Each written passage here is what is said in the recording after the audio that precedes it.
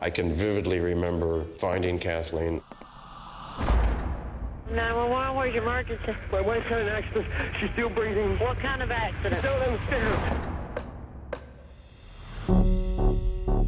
Kathleen Peterson was found dead at the bottom of the couple's staircase. Peterson's husband is novelist Michael Peterson. The cop was on me instantly. There was sufficient evidence to warrant a trial. The injuries are not consistent with a fall down the stairs. The charge, first-degree murder.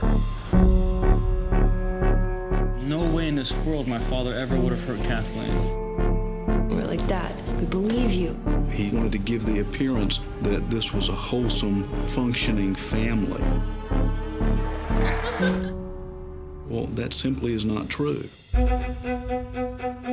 Mr. Peterson was bisexual. I understand you'll want to pump the ratings, but give me a break. I don't think the DA cares about truth anymore. This has become a show. The back of the head was struck 3 times. Duane Deaver had a pattern of preparing misleading expert reports. Scientists are not supposed to take sides. The murder case against Michael Peterson doesn't just involve his wife anymore. It involves a friend who died 18 years ago. At the bottom of a staircase. Okay, well, you guys got a much better film now. They lied, they cheated, they did everything to convict me. There was cleanup by the police.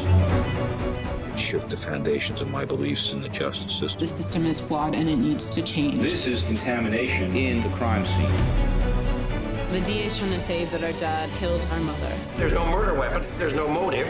But we're sitting behind our dad. It never occurred to Michael Peterson that people wouldn't believe him. That's really what this is all about. He thought he'd get away with it.